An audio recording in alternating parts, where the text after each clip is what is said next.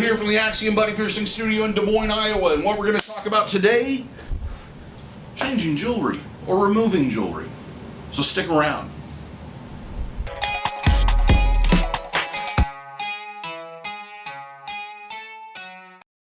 First thing I want to say is that body piercing jewelry is designed on purpose to be difficult to remove. I hate to break the news to you, but the reality is we've never really looked at it as a situation where we want something to easily fall out or easily be removed. And the reason for that is a lot of the piercings are located in parts of the body where you do not want the jewelry to come unscrewed or come apart, because you might end up ingesting it, or it might be a situation where it ends up in a partner for various different reasons. And I'll leave that to your imagination. So jewelry is made, the other reason why I want to kind of make it difficult to remove or to stay in for long periods of time is because most people don't like getting a piercing done and then waking up 2 days later and the jewelry's out and the piercing holes are closed. They like to have something that's going to last a little while. So the jewelry's made to be a little bit more durable and stay in the body for long periods of time in a comfortable way. When it comes to jewelry, there's kind of technically 3 or 4 different types. There is circular jewelry, there's curved jewelry, there's post jewelry, and then there's specialty jewelry. The ends can be different from one to another. Each there's pretty much threaded and unthreaded and all that fun stuff. So here we're going to go through, I already went through one going through some of the basics of different types of jewelry. So what I'm going to go through today is how to remove them and some hints on making that a little bit easier. First hint, lubricant. We all use Surgilube, which is a pretty common lubricant that you can find. They actually stock it on Amazon. I've had emergency orders where I'm like, oh, I'm out of it, I gotta get it right away. You can also find it at most medical supply places. They will stock it. If you don't have access to that, I would suggest any type of water-based lubricant, as long as it doesn't have any type of additives in it, such as scents, moisturizers, or any type of chemicals that might heat up or cool down, or any of that reactionary type stuff, or anything that has any type of numbing agents in it. Stick with just plain old-fashioned. I've had people that have used KY and had no problem with it. It tends to be a little bit on the thin side, but that's one possibility. First off, I doubt that everybody out there has a mayo stand sitting around the house. I don't know, maybe you do. It's always best to have some type of flat surface that you can set up on. I generally suggest draping a paper towel. If you really want to be anal retentive, you could put plastic like saran wrap underneath it, and then the paper towel. Something that is kind of textured and can stop things from rolling away. The thing is that when you're putting in jewelry, sometimes it's very difficult. You're going to end up dropping the ball, or you're going to drop the end. So sometimes it's a good idea to be able to do that over something, opposed to doing it over the bathroom sink, or doing it in some place like a hardwood floors where they're going to spin across the room and end up in some nasty nest in the corner. Now, first off, another thing you can do is hot compresses or hot soaks, much in the same way that you did when you healed the piercing. Doing that before and cleaning off any type of discharge or anything that may be deposited on the jewelry before removing it makes it easier. So doing a hot compress or soak for about 10 or 15 minutes beforehand, or at least cleaning it with some warm water and soap, is always a good idea before you remove jewelry, because sometimes, especially where it's located at, it may be in contact with a lot of bodily fluids, and those bodily fluids may harden on the piercing, which is going to make it more difficult to take it in and out. First thing is determining what type of jewelry you have. Probably the most common or most used of all circular jewelry is the captive bead ring.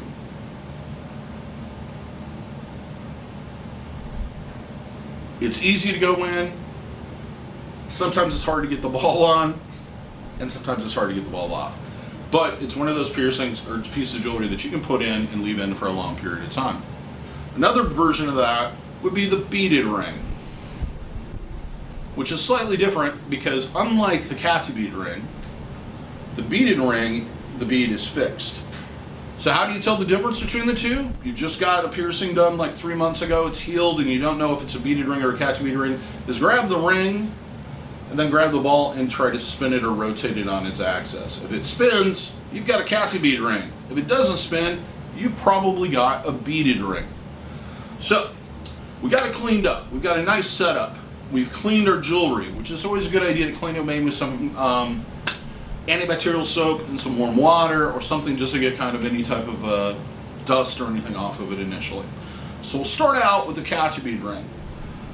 When you're removing a cat bead ring, the first thing you want to do is you want to grab the ring with your index and thumbs of your non-dominant hand. You want to grab the ball itself with your dominant hand, and then you want to pull it apart until you hear a snap. Now, just so you have an idea of what exactly the parts are, the cat bead ring itself is just a ring with a segment out of it that's about the same thickness as the bead. Now the bead, or ball, will have two little dimples on both sides that the edges of the ring lock into. And sometimes they can be kind of a pain to find. Let's see here, there we go.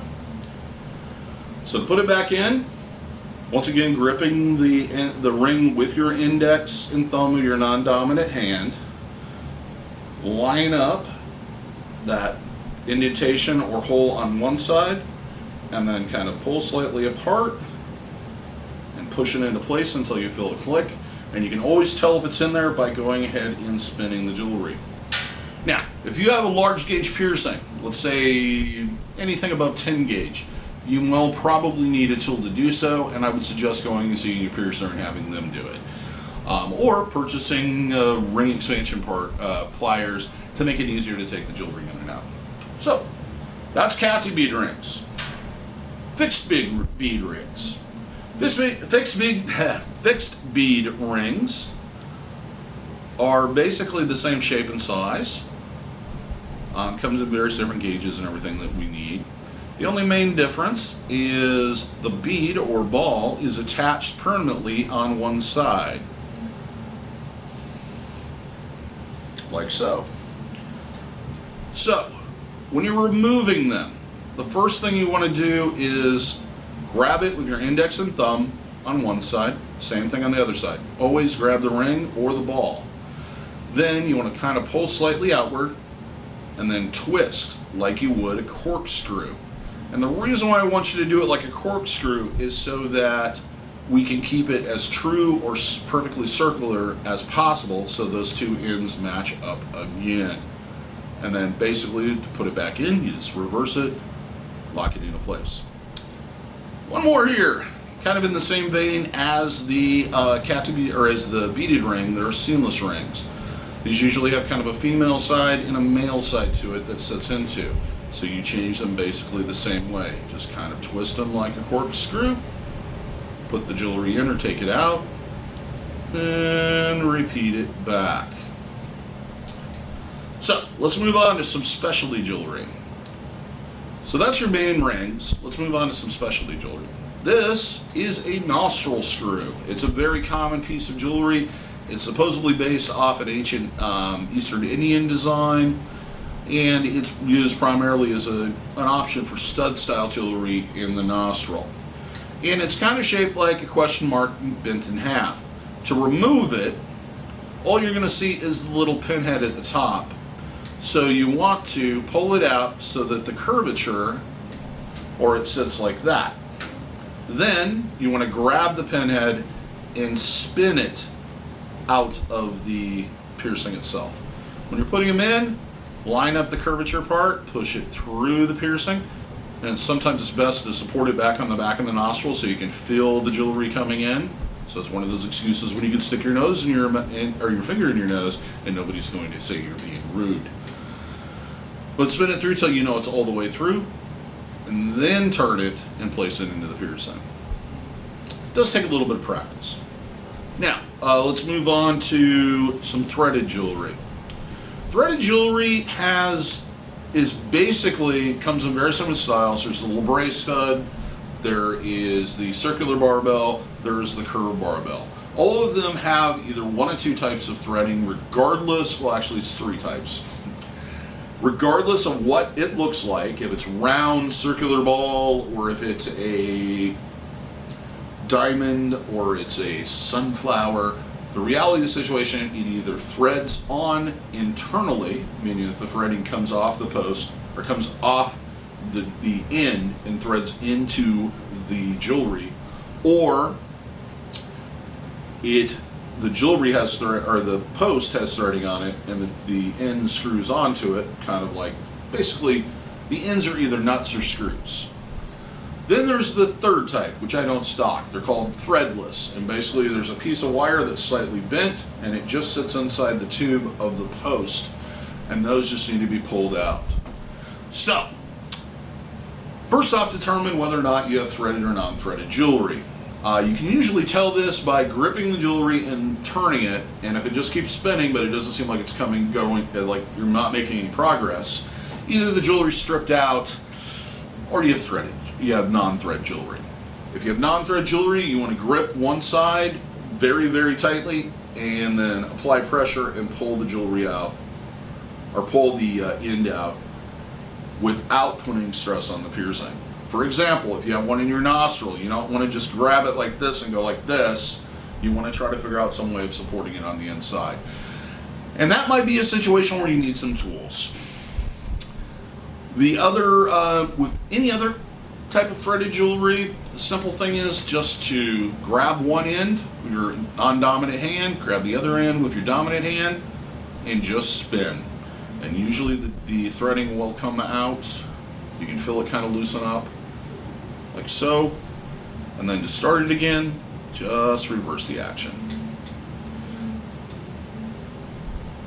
So it's very simple to change. The disadvantage of these is the fact that, simply put, they can come unscrewed. The problem with the non-threaded, they can also come unscrewed. There's a lot of debate about which is best. Well, not really anymore, but personally I like internally threaded jewelry whenever I can find it. It tends to have more turns. When you're looking for jewelry, I would suggest, if you have the option to get non-thread or to get internally threaded jewelry, it tends to last longer, it tends to hold up better, it's less likely to strip out, and the biggest thing is it takes more turns to tighten and loosen.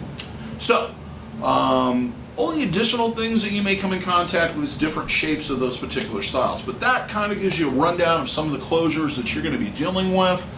Some other hints: wear gloves or wash your hands really well before you handle the jewelry. Not only because we want to keep it as sanitary as possible, but also you're going to find that you can have a lot more grip on that jewelry if your hands aren't covered in that natural oil we'll produce. So other than that, I hope this video was helpful. If you have any questions about any of this, please leave a comment in the comments below, and I'll be happy to answer any questions you may have. If you liked the video, give us a thumbs up. Let us know you liked it. Also, please subscribe if you want to see further videos. We do this. We're working on a couple other weekly programs that we're going to be doing, but the main thing we do is the Tattoo of the Week. The studio update with the tattoos of the week from Jack and Wesley of the Skin Kitchen Tattoo, and also give the rundown of what I've been up to for this week. So, subscribe and kick that notification button. That way you know when we put something new up. But other than that, have a good day, and I hope to see you for your piercing needs in the future.